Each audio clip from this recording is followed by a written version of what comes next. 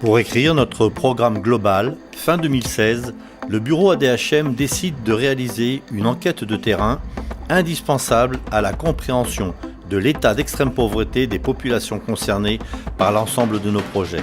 L'élaboration des questionnaires est le travail des professionnels de santé, du référent eau et assainissement et des logisticiens au sein de l'équipe de ADHM. 3 questionnaires, statistiques, bénéficiaires et techniques nous permettront de cerner le nombre d'habitants, de quartiers, de maisons par village, combien de latrines, le nombre d'enfants scolarisés ou pas, quel type de culture, qualifier et quantifier les récoltes, quelles sont les problématiques de santé, le nombre de sources d'eau et leur état.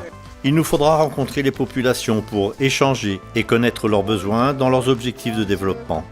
La mission d'enquête est confiée à Jacques, chef de mission, et Jean-Michel, responsable eau et assainissement ADHM. Sur place, nous sommes secondés par Ruben, notre secrétaire ADHM Cameroun, et Julio, notre trésorier. Georges met son véhicule à disposition. La route depuis Yaoundé est bonne. Nous passons au Bala, Bandjok et arrivons à Nangaï Boko, préfecture de la Haute-Sanaga. Nous avons tout d'abord rendez-vous au service technique avec le chef de la délégation pour récupérer le dossier d'étude de faisabilité de la route de désenclavement des villages de Meyak, Mgamsi, Kanayang et Nzemlé. L'étude de terrain sur la faisabilité avait été réalisée en juillet 2016, assistée par les populations en pleine connaissance des lieux. Le chef de délégation avait passé 2 jours en forêt et dans les marécages entre Domkol et Meyak pour récolter l'ensemble des informations GPS et topographiques indispensables à la réalisation du dossier. Après avoir obtenu le dossier, nous avons rendez-vous avec le maire de Nangaï Boko et le médecin directeur de l'hôpital pour récolter des informations sur l'état des installations liées à l'accès à l'eau et les besoins urgents de l'hôpital. Le maire nous explique que Nangaï Boko est passé en 10 ans de 5 000 habitants à 20 000 habitants. Et l'hôpital doit gérer aujourd'hui 80 000 habitants alentour. Et bien évidemment, le plateau technique ne peut pas suivre le même rythme de progression que la population. Ça pose donc un problème, quels que soient les efforts qu'on peut faire. Les choses vont dans le bon sens. Et certainement avec des appuis comme ceux que votre association peut apporter, les appuis multiformes des ONG pour essayer d'accompagner les efforts de l'État. Nul doute que d'ici quelques années, les choses vont nettement s'améliorer.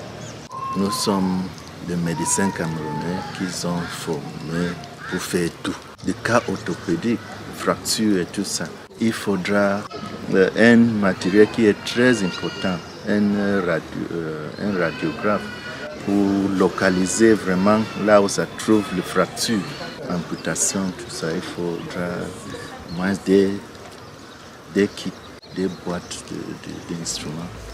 Hébergé par monsieur le maire, une bonne nuit de repos nous donne les forces pour reprendre la route en direction de Meyak, le village le plus à l'est.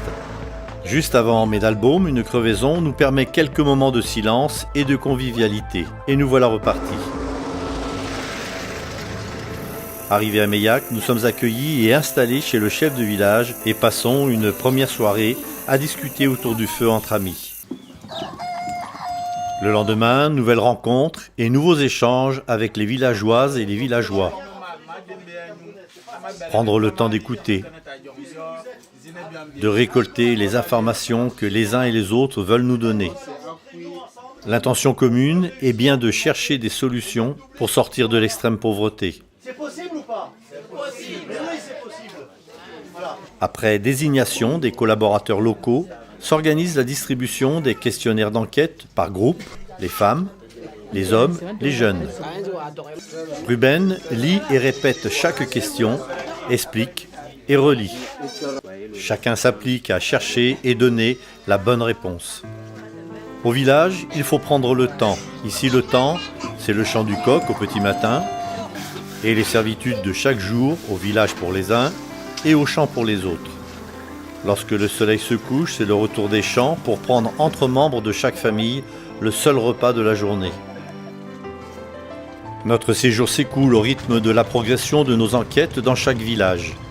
Et dans chacun d'eux, c'est toujours les mêmes rituels. Les salutations, les échanges d'intentions, l'écoute, les formulations sur la situation du village, l'état de santé et économique de la population, les besoins, les requêtes, les propositions, les reformulations pour affiner l'écriture de chaque projet. Pendant que les formulaires se remplissent, Jean-Michel visite et expertise chaque point d'eau. Plus nous avançons dans la découverte des conditions de vie des populations, plus nous sommes touchés et souvent choqués, malgré nos expériences dans l'humanitaire et le développement. Les documents d'enquête sont vérifiés, signés et c'est le départ pour un autre village. Les jours passent et nous nous enrichissons de tant de rencontres et d'échanges avec des sentiments mêlés. Difficile à exprimer tant l'écart est grand entre nos vies d'occidentaux qui nous apparaissent futiles, spectateurs et acteurs d'une société devenue confuse, qui court après le temps qui lui échappe, et la vie de ses amis villageois, en harmonie avec le soleil et la terre, luttant pour leur survie, cherchant à rester soudés malgré l'exode rural.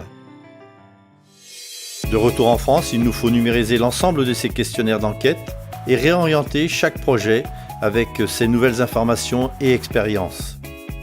Pendant ce temps, une nouvelle mission santé repart de France pour Nguinouma, le village le plus à l'ouest où le pôle santé ADHM a donné rendez-vous aux populations. Une semaine de diagnostic et de soins grâce aux bénévoles de santé venus de France, mais aussi camerounais impliqués dans les actions de l'association. Ce séjour a également été l'occasion de la création d'un questionnaire santé permettant de faire le point sur la situation sanitaire des villages, hommes, femmes, enfants.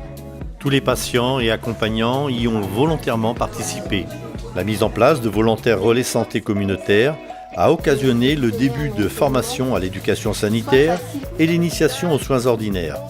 Grâce aux informations recueillies lors de ces enquêtes et à leur traitement, nous avons pu travailler durant plusieurs mois à l'écriture de cadres logiques, de méthodologies de projets, nous permettant d'aboutir aux différents cycles de projets du programme ADHM. Fin 2018, le dossier programme de projet ADHM est enfin terminé. Il aura fallu 3 ans pour passer de l'émotion de la première rencontre à la concrétisation papier du dossier. L'espoir, c'est maintenant de trouver des financements pour la mise en place des solutions de développement découlant de ces enquêtes et des nombreux échanges. Ces projets exprimés dans le dossier ADHM sont l'avenir de ces populations qui survivent dans l'extrême pauvreté. Mieux vivre au village plutôt que de choisir l'exode et le choix des populations. Vous êtes sensible à ces projets, vous vous sentez concerné, interpellé, rejoignez-nous sur adhm.fr.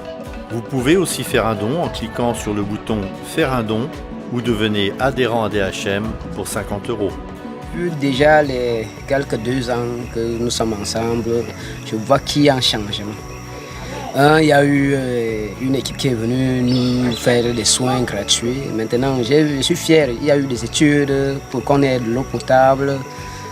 Et l'eau potable, c'est la vie. Et je remercie. Je veux que ADHM double d'efforts pour qu'on ait vraiment ces réalisations.